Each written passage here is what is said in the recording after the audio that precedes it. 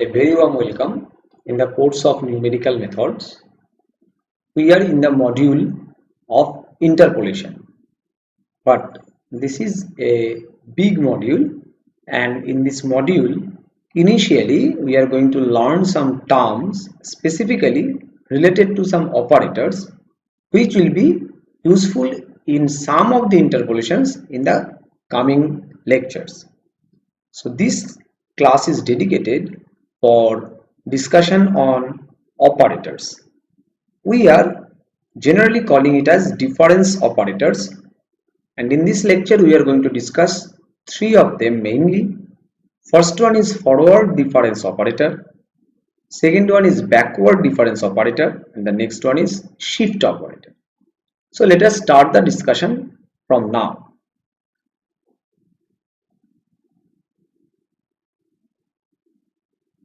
When we are trying to discuss something on these operators, before that we must have some idea on the data collected from various experiments or data collected from various other sources. Generally, when we are taking a single variable function, suppose fx, where x is our independent variable and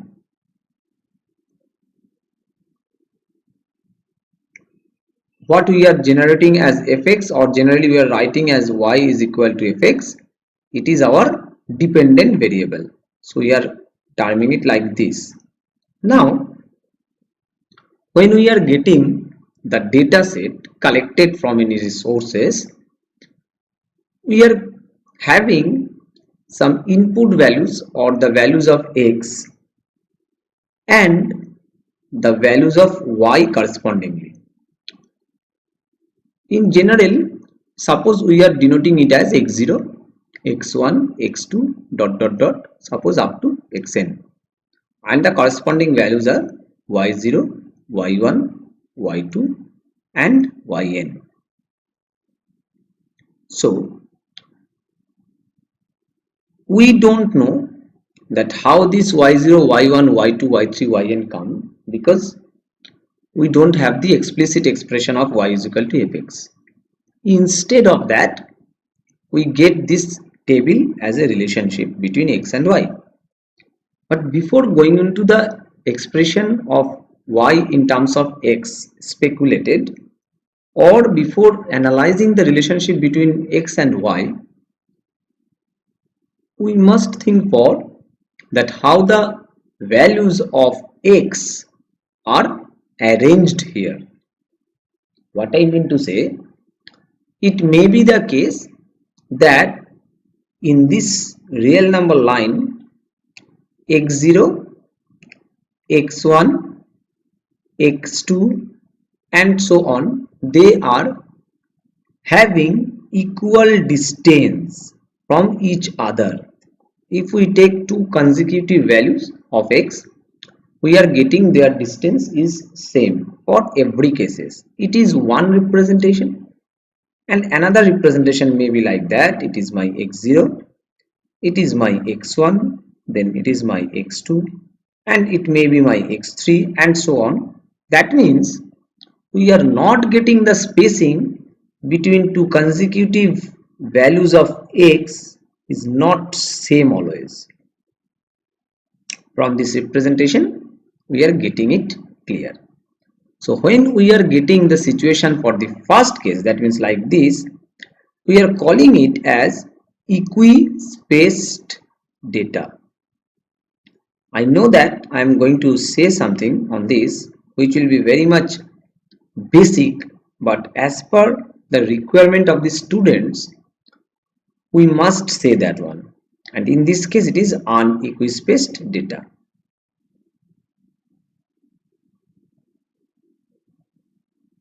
Now in general, sometimes we are making some confusion while we are judging this equispaced data or unequispaced data in these two cases. Sometimes we are concentrating in this case, which is totally wrong.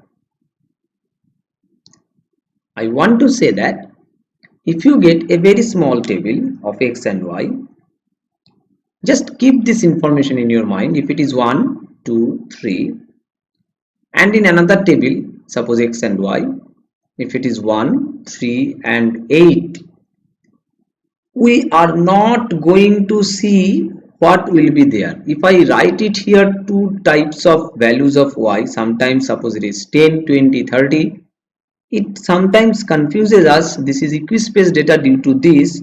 Or if I write it here 10, 20 and 30, sometimes we are really confused that initial days that it is going to be my equispaced data because of this one. No, the spacing on what we are emphasizing is only and only on the arrangement of x. So we are not at all bothered about this. We are not going to check, at least for this type of data, what is the values of y. So your job is to check only the values under x. If you are only trying to find out whether it is equispaced data or not, so here you will get that it is our equispaced data and it is obviously our unequispaced data. And when it is equispaced, then one very important term is coming, that is h. This is very important player in the whole numerical analysis and numerical methods course. This is the spacing what we are talking about. Means h is nothing but if you take two consecutive values of x, suppose xi plus 1 and xi, if it is equispaced, then xi plus 1 minus xi is your h. So obviously you can write that x1 is equal to x0 plus h, x2 is equal to x1 plus h, it means x0 plus 2h. So you can write it as xi is equal to x0 plus ih. Now you will see that this little concept is very much important in the coming thing when we are going to discuss the operators. The first one we are going to discuss is as forward difference operator.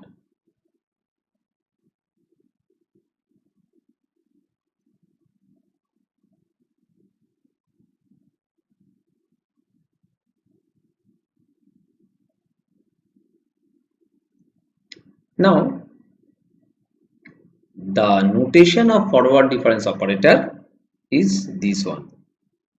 Okay, and the definition of forward difference operator is this. This forward difference operator will be operated on fx, will give you f of x plus h minus fx, provided you are getting x, x plus h, x plus 2h, everything are in the equispaced data. So whenever we are talking about forward difference operator, that means on the data set what we are thinking to do some work, that data set is equispaced data. Okay, so in pictorial notation, if you want to think about it, that is, it is your x and it is your fx.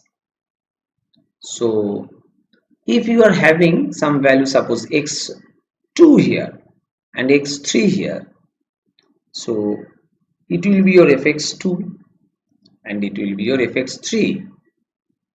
There are obviously some data in the upper portion and suppose some lower portion. I am taking arbitrary over here. So their gap is h and it is fixed for each and every cases because it is equispaced data. But what about their gap? And not only the gap, I should say, actually we are taking the difference of the previous functional value with the current functional value. So what we are talking about, if we are trying to find out the forward difference of operator on fx2, then it will be fx2 plus h, that means fx3 minus fx. If we put it here, we will get it very much clear for that. Not only that, you can just use it over here. So suppose I am writing del fx2, so this formula will give us f of x2 plus h minus f of x2, which is nothing but f of x3 minus f of x2. So the forward difference operator on fx2 is fx3 minus fx2. That means this gap obviously in this direction. So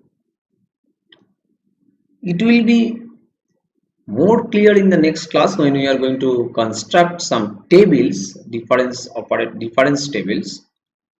You have to concentrate on here that if this suffix or the index of x changes, it will also change. So what are the final things will be existing in case of forward difference, and what will be the initial thing which will be starting from forward difference. Now, after giving the idea of forward difference operator, it will be also very much important to have some problem on forward difference operator. So what type of problem we are talking about? Suppose we have to evaluate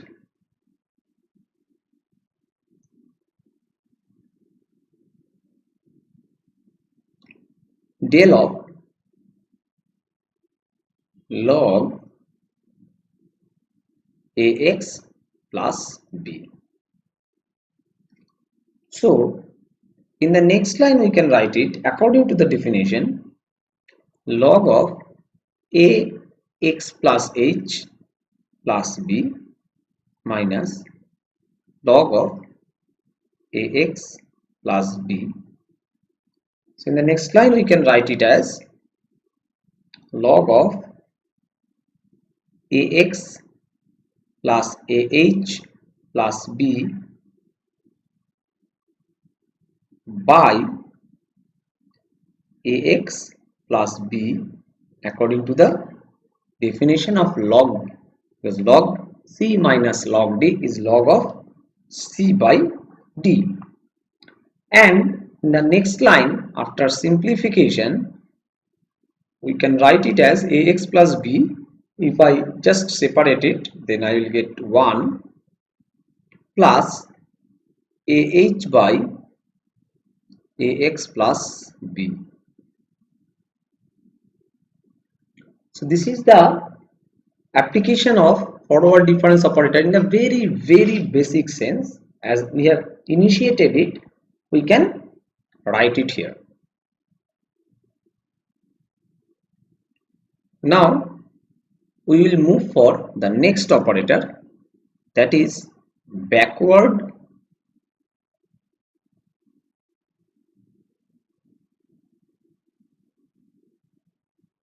difference operator. What is the meaning of this one? And first of all, I must mention that it is denoted by this symbol, and the definition of backward difference operator: if I operate this one on fx, it will give us f of x minus f of x minus h. Very interestingly, if I take the same problem or the same example as I have taken in the previous case, suppose this is my x2, this is my x3, and this is my fx2 and this is my fx3. I know that the difference is h because we are also defining this thing on equispaced data. Okay, so suppose I want to find out f of x2 as in the previous problem. What gives from this definition is that f of x2 minus f of x2 minus h. Now tell me, what will be f of x2 minus h. F of x2 minus h is nothing but the previous value here, and you know what is this? It will be x1. So now it becomes as f of x1, and this is the expression of backward difference operator on fx2. I think all of you can recall in the previous case, forward difference operator on fx2 is the gap between these two. But backward difference operator is nothing but the gap between these two. That means the previous gap I am talking about, if I keep the suffix or the index same,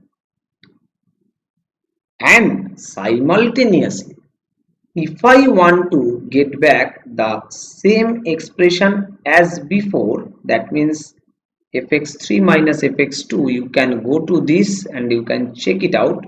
If I want to get the same expression using backward difference operator, that means in this line what I can write, f of x3 minus f of x3 minus h, which is nothing but backward difference operator of fx with which suffix? Please check. If it is x, it is x, then it is x. So it is x3, it is x3, so it is x3. So comparing these two results, what you get here, if you want to stick with this expression fx3 minus fx2, here you get backward del of fx3, and in the previous calculation you got it as forward operator of fx2. That means here you get this one fx2. So this is nothing but a very basic structure of the relationship between forward difference operator and backward difference operator, though it is not the generalized expression, but it is a very strong expression what you can actually use for your concept building. Obviously, when we are going for the higher order difference operators for forward or backward, we will get the thing more clear as the relationship between them.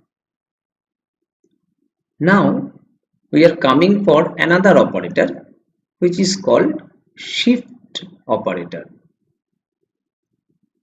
Shift operator is denoted as E, and the definition of shift operator is E operated on fx will give you f of x plus h.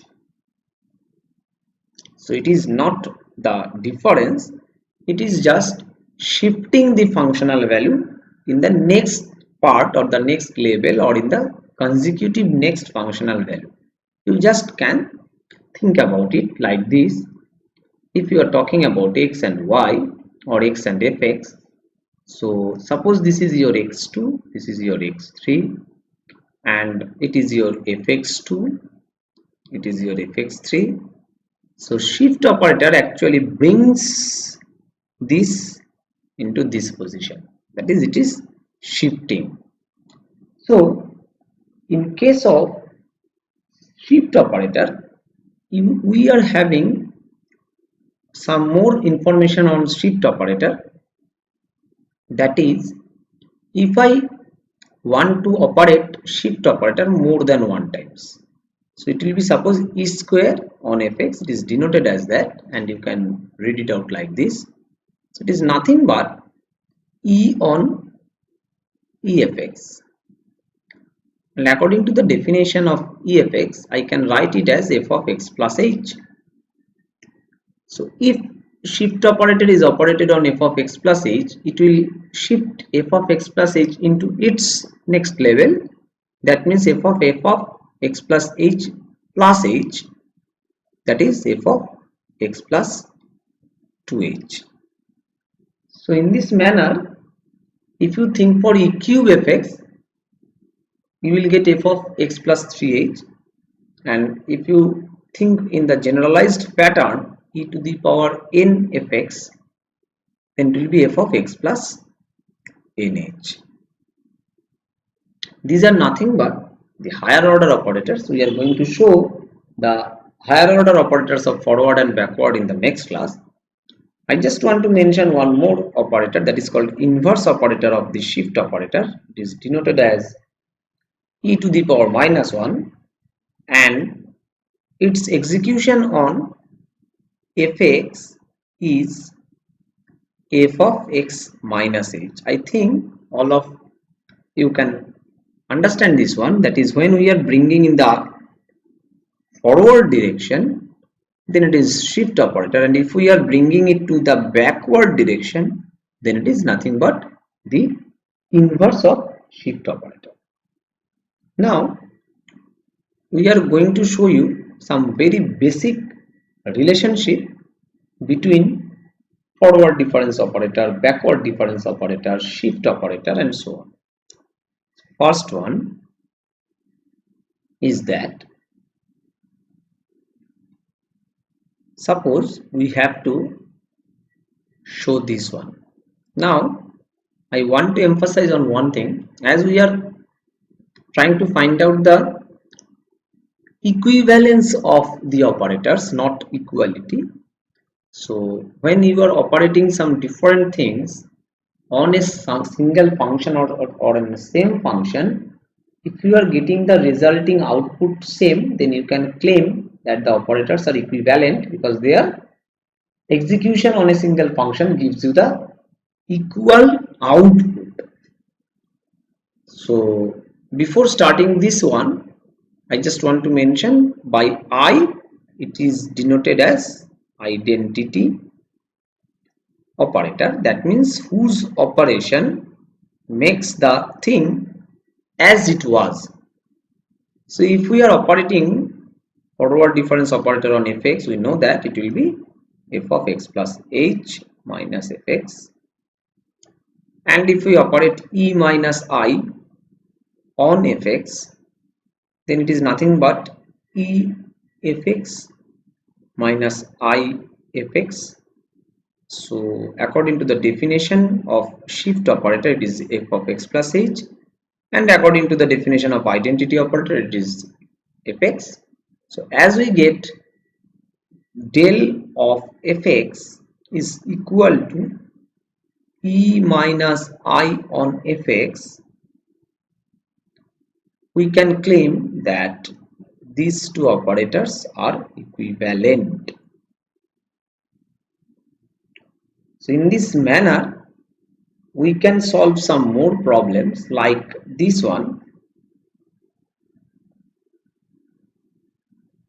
Shift operator can be expressed as 1 by 1 minus backward difference operator. It can also be applicable on this equivalence of this relationship, and so on. So we are not extending this lecture anymore, because we are now keeping these problems for you for your own practice. And in this regard, I can mention that you can use these references for your further reading. And these are the simple assignments. You please do these problems, but not restrict yourself only in these problems. So thank you all. Happy listening, happy learning.